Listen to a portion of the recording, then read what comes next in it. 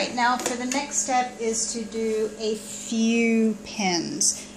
Overpinning can cause you more frustration than if you just do a few pins. And in fact, in factory sewing, we almost don't use straight pins at all because they are time consuming and in the way, and you don't need to heavily rely on them.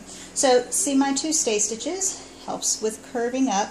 Now you might ask, how come I didn't stay stitch the concave areas here? And a little bit of a cheat. I'm not going to rely on the fact that this stretches and has bias, but if I do need a little bit of leeway there, it's there in case I need it, but I probably won't. So you know we had those 3 notches in each of the areas, and technically those notches are in the same location for the stitch line, even though, look, the distance between these 2 notches, if you're visually looking at the outer edge, is quite a bit further apart than the notches of the cut edge of the concave. So that plays with your mind. But technically, if I lay this seam line on top of that imaginary seam line, the notches are actually in the same location. So keep that in mind when you're sewing. When we sew this, you always, whether it's a princess line, bust curve, this particular concave, convex practice that we're doing, you always want the curved side facing up. Now let's get on to pinning. Use the smallest pins possible. These big pins are nice and colorful and big, but they can get in your way. Now I know a lot of you tend to pin going this way, and I don't do that for 2 reasons. 1, I don't like the little dimple there. 2, it's very constricting to have these pins sticking out, and also I don't like pinholes in the non-seam allowance area, the area of the fabric that's going to be shown. Pinholes can cause damage.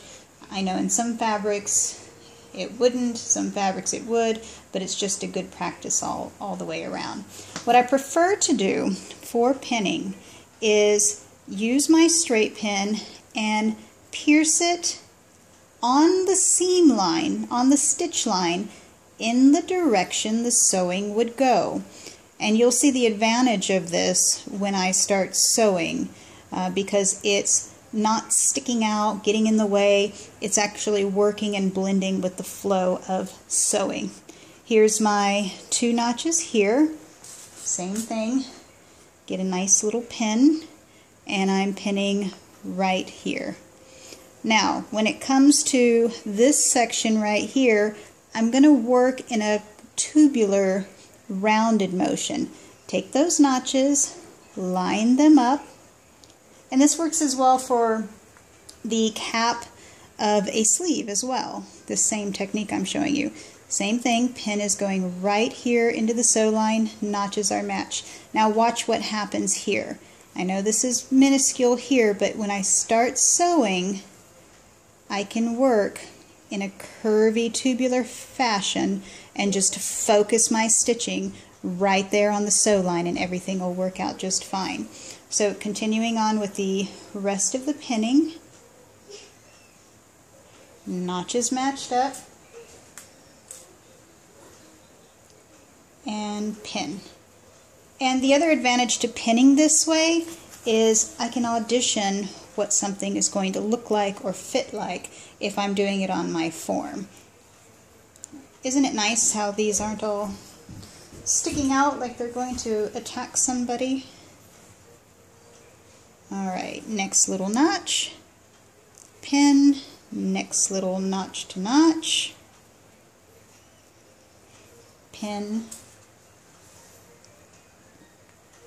and the last notch. Right there, and pin. So, all that's pinned in and ready to stitch.